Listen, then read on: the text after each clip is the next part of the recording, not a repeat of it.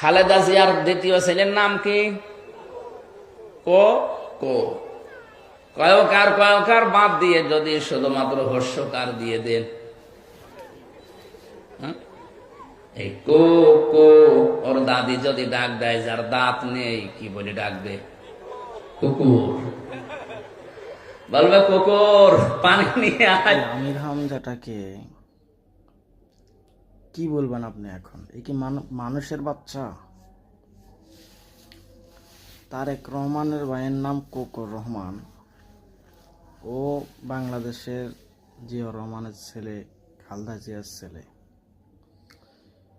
শেখ হাসিনা এমন কোনো দিন নাই যে খালেদা জিয়াকে নিয়ে, তারেক রহমানকে নিয়ে, জিয়া পরিবারকে নিয়ে উল্টাপাল্টা কথা বলতেন না।